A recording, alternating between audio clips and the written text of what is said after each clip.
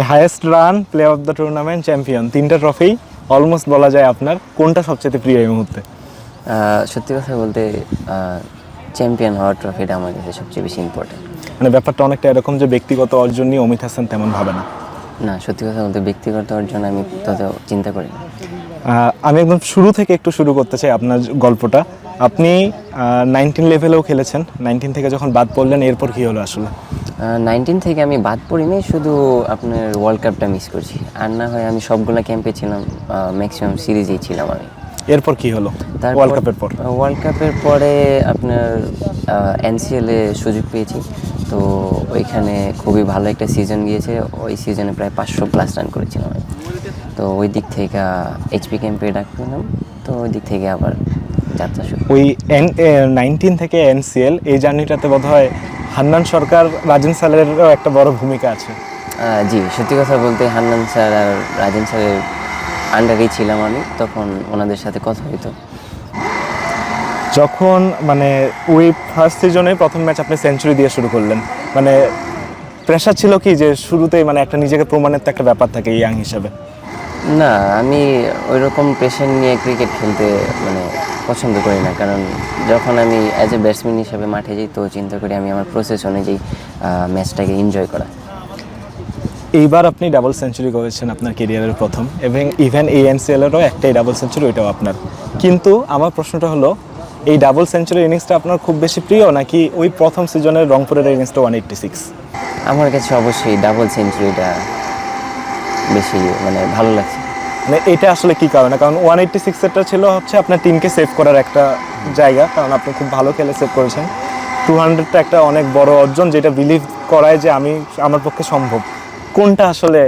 না, সত্যি কথা বলতে 186 যেটা করেছিলাম ওইটার মধ্যে আমরা অলমোস্ট টিম সেভই ছিল, শুধু আমার 200 করার জন্য অপেক্ষা করতেছিল টিম। তো ওই তুলনায় আমি মনে করবো যে আমার লাইফের প্রথম ডাবল 100 ছিল কক্সবাজারে, তো সেটা আমি অনেক এনজয় করি। অমিত হাসান যখন টেস্ট ক্রিকেটটা খেলে, স্পেশালি এই 4 দিনের ম্যাচ, তখন তার চিন্তা ভাবনাটা কেমন থাকে আসলে যখন সে খেলতে যায় মাঠে ঢুকে ব্যাট নিয়ে? আমি যখন মাঠে ঢুকি সত্যি কথা বলতে তত লম্বা চিন্তা ভাবনা করি না, আমি চেষ্টা করি বল বাই বল খেলার। ক্যাপ্টেন্সিটা কতটা এনজয় করেন? ক্যাপ্টেন্সি খুব এনজয় করেছি এই টুর্নামেন্টে, প্রথমবার ছিল ফার্স্ট ক্লাস ক্রিকেটে, তো সিনিয়র বড় ভাইরা থাকাতে আমার জন্য কাজটা সহজ হয়েছে। অনেকেই আপনাকে মানে অফ ক্যামেরায় ক্যাপ্টেন কুল বলে, আমাকে অনেকে বলেছে। মানে এই ব্যাপারটা আপনাকে আমি জানালাম, এখন আপনি বলেন যে আপনি বিলিভ করেন? ক্যাপ্টেন কুলের বিষয়টা না, আমি অ্যাকচুয়ালি একটু কম কথা বলি। না, সেটা ইন্টারভিউ বোঝাই যাচ্ছে, কিন্তু তারপর মানে মাথা ঠান্ডা রাখার একটা ব্যাপার। কারণ আপনি কথা কম বলেন সেটা ঠিক আছে, কিন্তু খেলার মধ্যে কিন্তু আপনি খুবই অ্যাক্টিভ থাকেন। মানে বলা যায় যে মাঠের সবচেয়ে বেশি অ্যাক্টিভ প্লেয়ারদের একজন আপনি। সবার সাথে যায় কথা বলেন, কখন কি করা দরকার, আপনার পরিকল্পনা বুঝাই দেন, সব দিকে আপনার মানে নজর থাকে। ইভেন আমি যদি ওই নাসুম আর খালেদের ঘটনাটাও বলি, খালেদের 5 উইকেট, নাসুমের একটা মাইল ফলক হবে, ওই জায়গাটাতেও আপনি খুব দারুণ একটা ভূমিকা পালন করেছেন। সব মিলে জানতে চাই আসলে। না দেখেন, তখন খালেদ ভাইয়ের 5 উইকেট দরকার ছিল, আর ওইদিকে নাসুম ভাইয়ের প্রায় 150 উইকেটের একটা ছিল। তো আমি দুইজনকেই মানে সুযোগ দেওয়ার চেষ্টা করেছি। সিনিয়ররা কতটা হেল্প করেছে আপনাকে? কারণ সিনিয়রদের সাথে কাজ করাটা তো সবসময় একটু difficult as a young captain. না, আমার কাছে একদমই ডিফিকাল্ট মনে হয়নি, কারণ তারা খুবই হেল্পফুল ছিল, যার জন্য আমার কাজটা খুবই সহজ হয়েছে।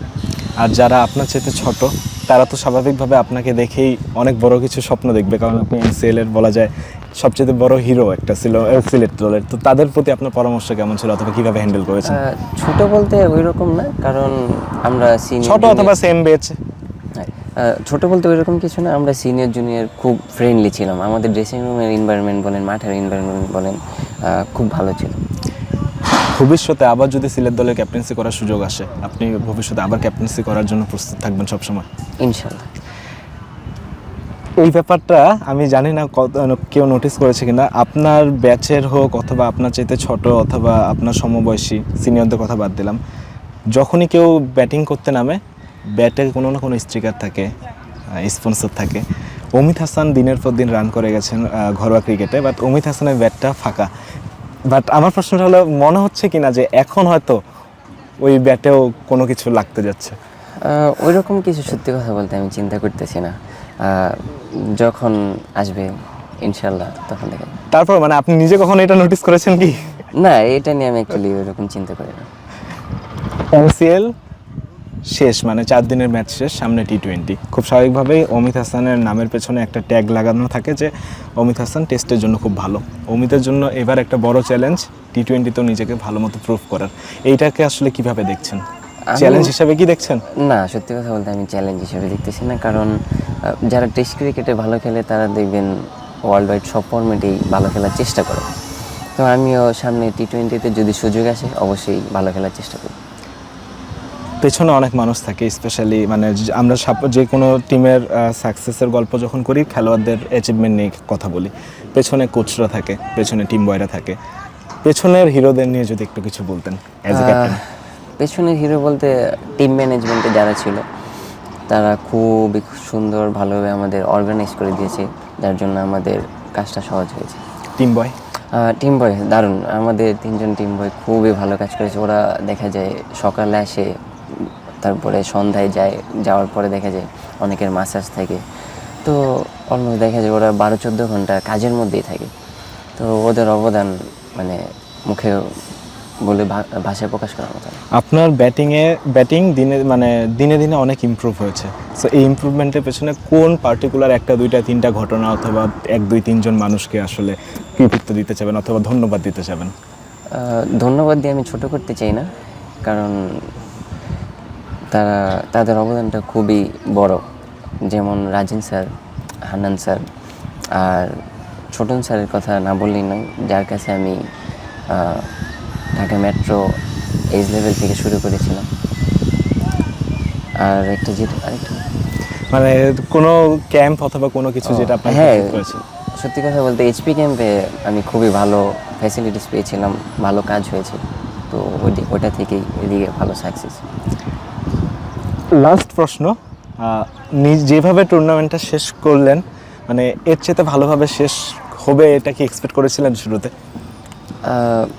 হ্যাঁ, সত্যি কথা মানে বলতে বিশ্বাসটা ছিল যে চ্যাম্পিয়ন হবে? বিশ্বাসটা ছিল চ্যাম্পিয়ন হবো, কিন্তু লাস্ট ম্যাচটা যদি জয় দিয়ে শেষ করতে পারতাম তাহলে আরও ভালো লাগতো। ফ্যামিলির সাথে কথা হয়েছে? জি, সবসময় প্রতিদিনই কথা হয়। একটু একদম মানে শেষ একটা কথা, ক্যামেরার দিকে তাকায় আপনার ভক্ত সমর্থকদের যারাই হচ্ছে এইবার নতুন করে আপনাকে আরও ভালো মতো জেনেছে, আপনার প্রতি যাদের এক্সপেকটেশন অনেক বেশি, তাদের উদ্দেশ্যে কিছু বলেন। আমার সমর্থকদের কাছে একটাই অনুরোধ থাকবে, ভালো সময় যেরকম আপনারা পাশে থাকেন, খারাপ সময়টাও সেরকম পাশে থাকার একটা অনুরোধ থাকবে। আর সত্যি কথা বলতে একটা প্লেয়ারের ভালো খারাপ সময় দুইটাই থাকে, তো আশা থাকবে আপনারা সবসময় এরকম পাশে থাকবেন, সাপোর্ট করবেন। ইনশাল্লাহ সবাই থাকবে ভাই। Thank you. আসসালামু আলাইকুম।